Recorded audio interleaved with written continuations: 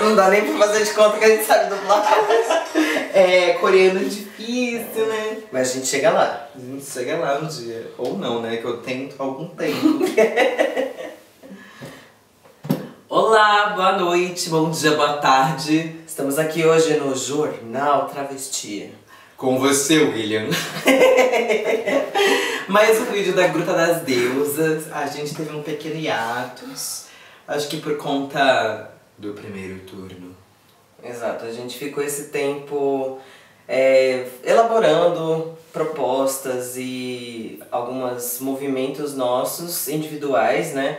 Que envolvem ativismo, que envolvem escrita, que envolvem as nossas formas de rua, conversar com as pessoas. Eu acho que mais do que nunca foi um período que cobrou da gente uma postura mais militante, ativista, que a gente já costuma ter no dia a dia, mas eu acho que eu pelo menos me vi muito vivendo um pouco em torno disso nos últimos dias, né? Exato. De conscientização. E também nessa parte das energias, né? Que a gente ainda tava despendendo muitas energias para fazer essas atividades que a gente se propôs a fazer. Sim. E por isso a gente teve esse período de hiatus, mas estamos aqui para falar exatamente sobre isso. É importante a gente ocupar os nossos espaços que a gente faz, seja na nossa vida, seja na nossa profissão, seja na nossa espiritualidade, para falar sobre os nossos corpos, a nossa existência, nós enquanto cidadãos. Então, por isso, traremos o assunto de hoje, que é eleições 2018. Pam, pam, pam. Hoje eu e o Pô, a gente só uma recapitulação do dia de hoje que nós tivemos.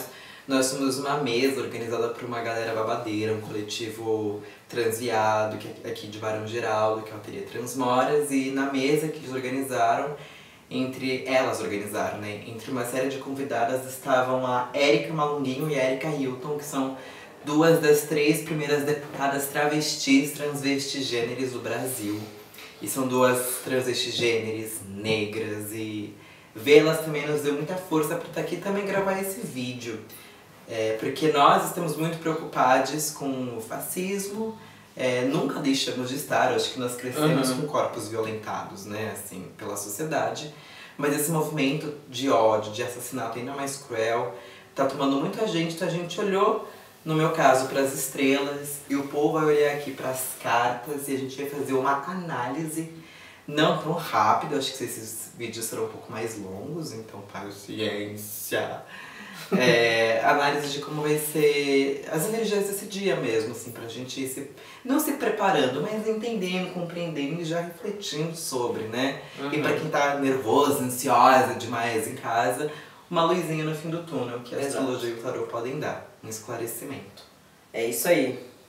Então vou te deixar à vontade pra fazer a leitura Começa comigo. você! Começo eu? Começa você! Começo eu. Começa. Então começamos nós. Você fica aqui comigo, me dando a mão. Dou a mão. Eu tô com muito medo. Mas vai ficar tudo bem.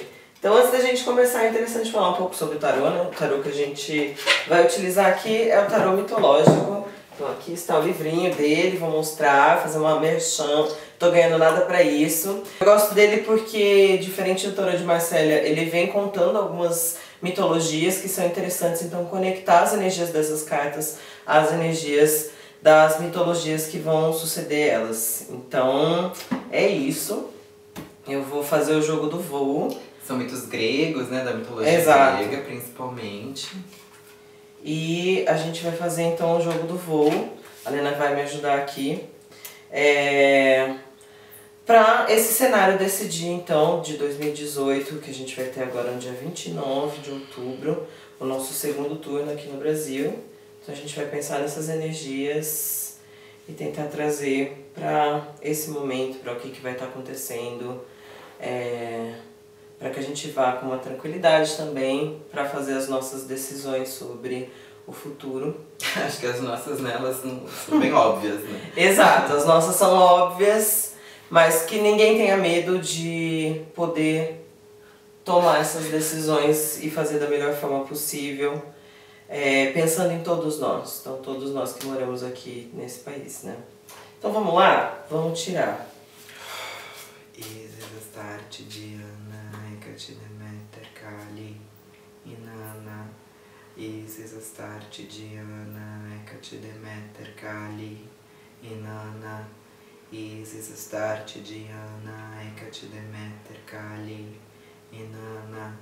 Isis, Astarte, Diana, Hecate, Deméter, Kali, Inanna, Inanna, Inanna. Você quer cortar? Quero.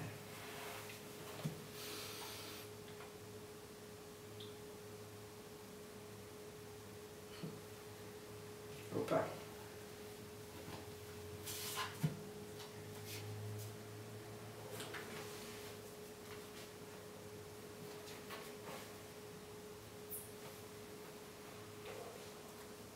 Eu vou tirar o voo como eu costumo ler, tá? Claro. E você pode contribuir. Não sei se a gente tira o mesmo voo, não lembro. Sim. Tipo, é a situação. Vou te socar, falar errado. Não é isso que eu quis dizer. É que vocês têm o mesmo. Isso a gente vai cortar. Então, essa aqui seria a carta do momento atual, né? Now. A gente fala sobre medos, inseguranças, receios. A segunda carta. A terceira carta a gente vai falar sobre como superar esses medos, essas angústias, esses receios que podem surgir dessa situação. A quarta carta fala sobre uma intuição para esse momento. A quinta carta fala sobre a ação a partir dessa intuição. A sexta carta fala sobre dicas para esse momento todo, né? E a última carta seria o resultado final. A gente só tem diferente a última e a penúltima carta. Legal. Você quer falar? Não? Ah, não, no jogo que eu tiro, que é com outro baralho que eu tô usando hoje, a sexta carta é o resultado final e a última é um novo estado de consciência. Ah, bacana. Mas eu gosto do seu também, é bom ter dicas. É, uma dica para esse momento e aí é o resultado final. Muito bom. Mas vamos lá. Então, a situação atual. Nós tiramos o 3 de paus. Então, o 3 de paus é interessante que é uma carta que nesse baralho tá falando de Jasão chegando e sendo reconhecido nessa terra que ele seria o rei, né? O rei daquela terra que estava assumindo o lugar dele, eu acho que é o tio dele que estava assumindo esse poder, ele entrega muito fácil de bandeja para ele esse reinado. Então aqui tá falando sobre essa carta que é uma força que está vindo, uma inspiração, vamos dizer assim, que dá uma sensação de que já está ganho. Mas, na verdade, ainda tem muita batalha por trás. Então, é esse o momento que está mostrando desse jogo, né? Desse momento que existe uma chama assim, muito intensa de uma força que vem explosiva, mas que ainda tem muito chão para ser trabalhada, essa energia e ser realmente realizado e conquistado dessa forma com que se está se pensando nessa situação. Quer acrescentar alguma coisa? É só que da jornada do herói, da heroína, seria o começo da jornada. Isso, exatamente. Isso, né? É um começo né? Não é o começo do AIS, né? Mas é o começo que tem alguma coisa construída ali, mas ainda assim a gente está começando, né? Ainda tem muitas cartas para dizer. Aí aqui a gente vai falar desses medos, dessas inseguranças, né? Desses receios. E aí vem o 8 de ouros. Aí o 8 de ouros aqui é um período de produção. Do medo dessa frutificação, talvez. Talvez seja um medo... Não sei como que você consegue ler isso, né? O 8 de ouros no meu baralho, ele é a simplicidade.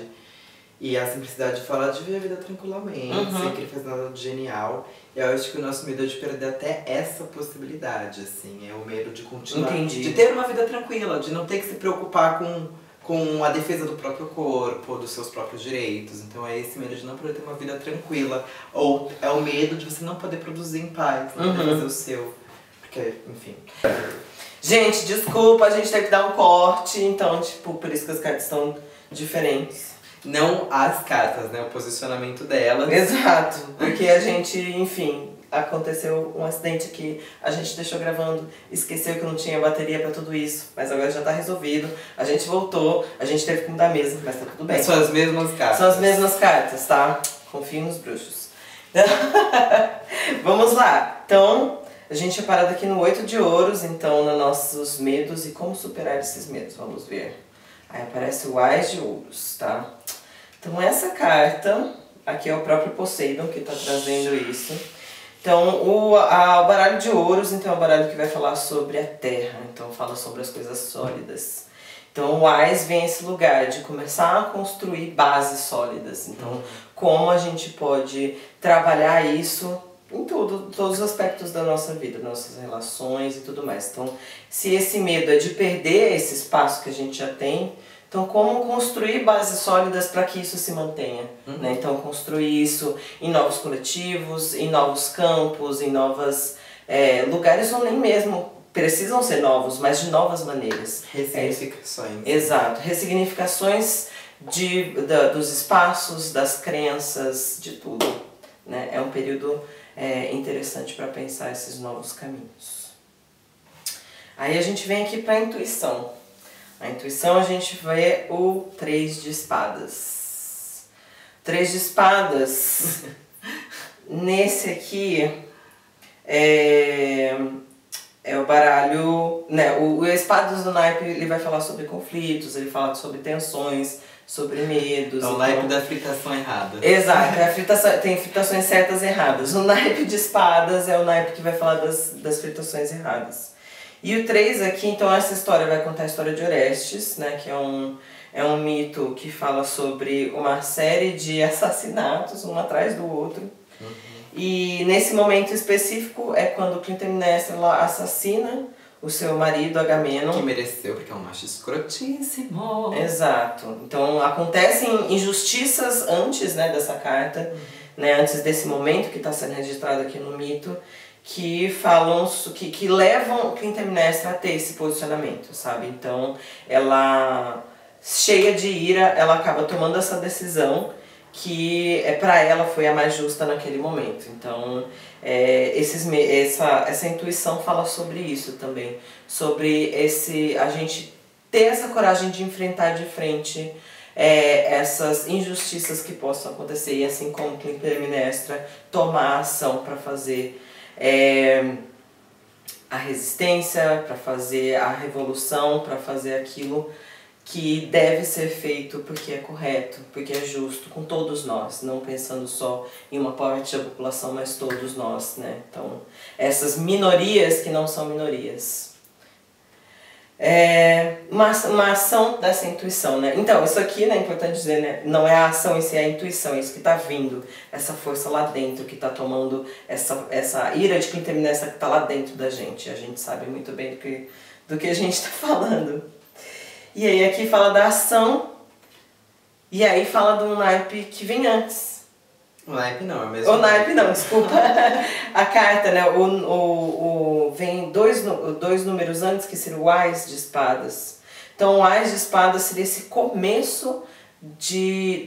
aqui, deixa eu mostrar pra vocês, né? Essa aqui é a Atena. Então fala sobre o começo desse lugar de construir a justiça, desse lugar de se fazer, a partir desses medos, dessas inseguranças, a gente começar a construir um lugar que a gente possa se fortificar nele enquanto resistência, enquanto força. E eu acho que essa carta ela conversa bastante com a carta anterior, né, que é o Ás de Ouros. Então aqui que fala como superar esses medos, em construir bases sólidas. E essas bases sólidas elas têm que estar acompanhadas também dessa ação, de como a gente vai fazer as nossas articulações, sejam elas políticas, sejam elas militantes, sejam elas ativistas, sejam elas intelectuais, para poder contar desse lugar, poder contar dessas justiças que precisam ser feitas, né? E isso não é na base da porrada, isso não é na base da violência. Talvez a gente chegue nesse ponto, talvez chegue, mas talvez a gente não precise disso. Talvez o que a gente precise é só saber se articular, saber dialogar e saber ter mais conexões de afetos também, né? E aí a gente vai para as dicas desse tarô, então, que a gente chega então na carta o 6 de copas. 6 de copas. Então, Copas fala sobre, esse naipe fala sobre afetividades, fala sobre romances, sobre relacionamentos em si, mas fala dessa energia do coração, dessa energia dos afetos. Então aqui pensando em uma dica, né? No Seis de Copas então vai contar a história de Eros e Psique. Esse mito ele fala dessa união amorosa, né, entre um deus e uma mortal. E nesse momento então é o momento que Psique então ela se casa com Eros sem saber quem ele era, e esse momento do Seis de Copas é quando, logo depois que ela descobriu que ela se casou com um deus, e aí, enfim, tudo que era a vida dela, onde ela estava morando, acaba desaparecendo. Então parece... Ela não podia saber que ele era um deus. Exato, ela não podia saber que era um deus, então tudo se desaparece e ela fica sentada sobre um rochedo, olhando para o mar. Então é meio essa sensação de... Uma dica, né, que eu vejo dessa carta é que ela olha saudosa, mas ela não olha triste para o que passou, né? E ela consegue avançar para o futuro. Porque no fim ela e o Eros reatam. Exato, então acontece vários rolês, mas, né, esses afetos continuam, então é meio... E eu acho que essa carta também, a dica, é porque eu pensei, né, porque a gente leu essas mesmas cartas, só que sem bateria. Exato. Nada é surpresa mais. Exato. E pra mim, é esse momento anterior às 1000 coisas que ela vai ter que fazer pra merecer o amor de novo, pra receber a bênção de Afrodite. Sim. Então é assim, uma série de dificuldades que você vai ter que ter atos heróicos, Psique, se você quer defender o seu amor. Então é uma dica, mas eu também enxergo esse tom a postura, pessimista, né? mas uma postura de, olha, seja resiliente. Como um dos nossos corpos tem sido ao longo da história, né? Corpos transgêneros, transvestigêneros têm esse marcador de violência na nossa história. Exato. Então, enfim, só um adendo. Mas acho que é aí pra todas e todos. Vamos então vestir a armadura e ir pra jornada. Exato. Então é o momento de não ficar só apegado ao passado, talvez, né? Nesse passado que foi feliz, nesse passado de como tava tudo maravilhoso. Não, gente, não tava, né? Então, se estava maravilhoso pra sua vida, que bom, sabe? Mas existem muitas coisas acontecendo, né? Que pelos privilégios que a gente às vezes não sabe, não tem esse acesso, essa informação, mas a gente não pode negar, né, que sempre existiu e continua existindo. Vamos lá então pro desfecho então desse jogo, né, desse voo. E a gente tem a carta que é o 9 de espadas. Então, como eu já tinha explicado, né, o naipe de espadas ele fala das tretas, né, fala das fritações erradas. E aqui a gente vai encontrar então Orestes, que seria o herói desse mito, se a gente sabe que a gente pode chamar Orestes de herói. Então ele acaba assassinando a mãe, então aquela Clitemnestra que a gente vê assassinando Agamenon, ela é assassinada por Orestes. E esse é o momento então que as Erinhas vêm para lançar essa maldição, para vingar a morte de Clitemnestra. Então as Erinhas, elas seriam essas deusas que estão conectadas com as energias matriarcais. Então é um pecado muito grande, vamos dizer assim, que Orestes cometeu de ter assassinado a própria mãe, né? O matricídio. Matricídio. Acho que é matricídio. Se não for, a gente cunha e depois a gente coloca aqui falando que estava errado. Mas acho que é matricídio. Acho que é matricídio. Então elas são as deusas que elas vêm então nessa ira, né, de vingar quando existe a morte, né, de uma mãe por um filho. E aí nesse momento então que a gente fala desse desfecho desse voo, a gente leva essa indagação, as Erinhas virão. Sim. E elas, então, essa justiça desse lugar, que não é o lugar do patriarcado, como a gente pode fazer essa justiça através de outras ferramentas que não são conhecidas por esse poder. Mas eu tenho medo também, porque assim, elas representam para os gregos uma justiça mais antiga, que é olho por olho, dente por dente, entende? Então eu também tenho medo que é muito massa a gente analisar enquanto deusas matriarcais, porque elas, sim, a mitologia grega como um todo é uma imposição de mitos patriarcais sobre histórias mais antigas de deusas matriarcais. Massa, pra quem não sabia disso, a gente vai falar disso com mais calma, outros vídeos. Mas elas representam a justiça mais antiga, que era olho por olho, dente por dente. A gente tem nesse cenário de completa violência, onde pessoas estão sendo incentivadas a não aceitar determinada vitória e ir pras ruas pra bater, pra matar. Eu tenho medo. Sim. E aí aqui, ó, peguem armas, carta 5, carta 7, justiça com as próprias mãos. Leis antigas. Então eu tenho medo desse tauro ir um pouco por esse caminho, assim, também, esse resultado, sabe? Fiquem nas casas de resistência. Exato. Fiquem em grupos. Então, gente, cortou de novo o vídeo e a gente teve que voltar agora. Mas tá tudo bem, tá? A gente já tinha aberto aqui. Mas voltando ao que a gente tava falando, eu acho que é um momento, né? Um cenário que não mostra que vai ser uma coisa pacífica. Eu acho que isso tem que ficar bem frisado. Então, vamos nos acolher, vamos ter esses momentos que a gente possa estar seguro, em ambientes que a gente esteja seguro, tá? Então, fiquem em casa nesse momento. Principalmente no dia da eleição, no dia seguinte da eleição. Ou você é LGBT, às vezes que não tem um ambiente muito acolhedor na sua casa, também buscar ficar na casa das mães. Exato. A casa é o lugar, exato. The house. Our house. Exato. Procurem os lugares onde vocês se sentem acolhidos para estar nesse momento, tá? E procurem redes, procurem as pessoas que vocês possam contar nesse momento, tá? Estejam acolhidos, estejam bem. E é isso. Eu agradeço esse momento, acho que foi muito bacana. E agora a gente vai passar então para Helena Galineia. Agora não, né, bem? Outro vídeo. Vai ser outro vídeo! Aí faz o branco com o mesmo figurino, registrem, tá? Então a gente volta logo mais com o próximo vídeo, onde a gente vai falar sobre astrologia. A previsão astrológica sobre o segundo turno, sinastria do mapa do dia 28, com o mapa astrológico de nascimento de Haddad e do outro. Então, Bolossauro. Vamos lá. Até mais, gente. Até mais. Até mais. Até mais. Adeus. Curiosity.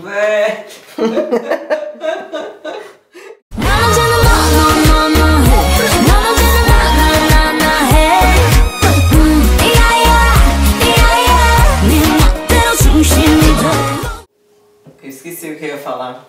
Das casas de resistência, apoio. Vamos ficar junto.